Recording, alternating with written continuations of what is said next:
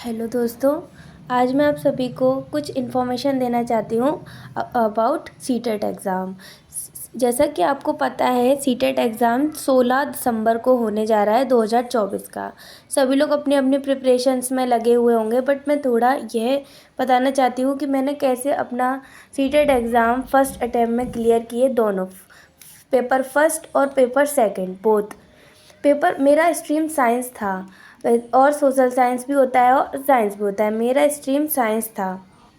दोस्तों, पेपर को क्लियर करने के लिए सबसे इम्पॉर्टेंट थिंग ये होती है कि आपको आपके एग्ज़ाम पैटर्न को समझना होगा कि किस तरह से एग्ज़ाम पैटर्न होता है, कितने सब्जेक्ट्स होते हैं। प्रीवियस ईयर एग्ज़ाम्स के जो क्वेश्चंस पेपर हैं उनको आपको देखना होगा। सबसे पहले इससे ओवरव्यू हमारा तैयार हो जाता है। सीटेट एग्ज़ाम क्लियर करने के लिए मेन टारगेट यही होता है कि हम सीडीपी को कवर करें। सीडीपी को कवर करने के लिए आप बुक्स भी खरीद सकते हो, यूट्यूब पर भी देख सकते हो।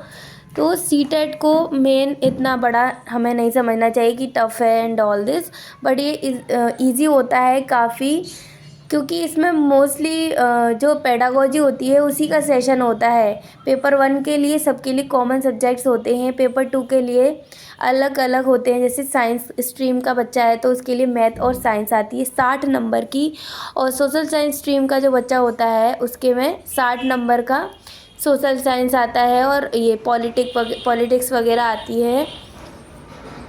यदि आपको सेकंड पेपर को क्लियर करना है तो आपको एनसीईआरटी तो करनी ही करनी होंगी, क्योंकि सारे क्वेश्चन एज इट इज़ वैसे ही उठाकर रख दिए जाते हैं सीटेट के एग्ज़ाम सेकंड में। मैथ और साइंस का मैं बोल रही हूँ।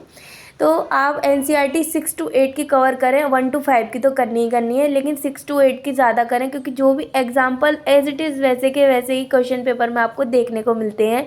तो आप देखिएगा कि आपको जो भी क्वेश्चंस होंगे आप इजीली आप कर लोगे। सबसे ज़्यादा फोकस हमको साइंस और मैथ में एग्जाम्पल्स का करना होता है। जो भी मतलब एनसीईआरटी में होते हैं एग्जाम्पल्स, उसको कवर करना होता है। दोस्तों, मैं बता देती हूँ सब्जेक्ट्स वाइज कितने कितने नंबर का आता है। पेपर 1 में 5 सब्जेक्ट होते हैं, जिनमें से बाल विकास आती है, जिसको हम पेडागोजी कहते हैं, 30 नंबर की। लैंग्वेज 1 और 2 होती है। आपको लैंग्वेज 1 में क्या लेना है, हिंदी लेना है, इंग्लिश लेना है, वो आप कवर ले सकते हो। लैंग्वेज सेकंड में भी आपको सिलेक्ट करना होता है, उसी के अकॉर्डिंग आपके एग्ज़ाम में क्वेश्चन पेपर आता है। तो हिंदी और इंग्लिश, या आप अंग्रेजी हिंदी भी ले सकते, ऐसे भी ले सकते हो, बस में थोड़ा चेंजेस आ जाता है। आप संस्कृत भी ले सकते हो, संस्कृत से भी ले सकते हो। तो लैंग्वेज का फ़र्क होता है इसमें। 33 नंबर के आते हैं, 2 ही लैंग्वेज आती हैं 33 नंबर की, और गणित आती है 30 नंबर की, जिसमें से 15 नंबर में हमारी 1 to 5 की प्राइमरी लेवल की गणित होती है, जिसमें सवाल आते हैं, नॉर्मल सवाल आते हैं, पर लेकिन उनको फिर भी आपको कवर करने के लिए एनसीईआरटी के करना ही होगा। उसी में से सारा हमारा एग्ज़ाम पेपर बनता है 30 नंबर का। 15 नंबर की मैथ आती है प्रॉपर, और 15 नंबर की हमारी क्या आती है, पेडागोजी आती है गणित की। ठीक है।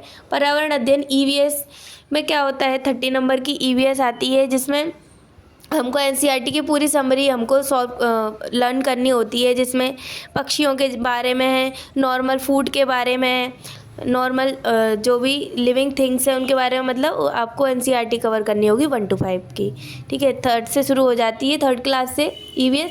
तो 3, 4, 5 की आपको क्या करनी होगी, पर्यावरण अध्ययन सॉल्व करना होगा पूरा, वही पेपर में आता है। इतना इजी होता है, लेकिन आपको बस थोड़ा सा सुनना होगा, ज़्यादा टफ नहीं होता है।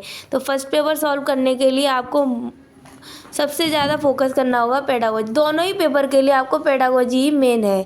ठीक है। अब पेपर सेकंड की बात करते हैं, जिसमें सब्जेक्ट्स आते हैं बाल विकास, वही सेम फर्स्ट की तरह सेम लैंग्वेजेस होती हैं। गणित आएगी और साइंस आएगी। मैं साइंस स्ट्रीम की बात कर रही हूँ, सेकंड पेपर है। सोशल स्टडी वालों के लिए अलग होता है। ठीक है। तो गणित भी 30 नंबर की, वही विज्ञान 30 नंबर का, जिस वजह से 20-20 नंबर की गणित आएगी, 20 की विज्ञान आएगी, और 10-10 नंबर की पेडागोजी आती है। होप सो आपके लिए वीडियो हेल्पफुल रही होगी।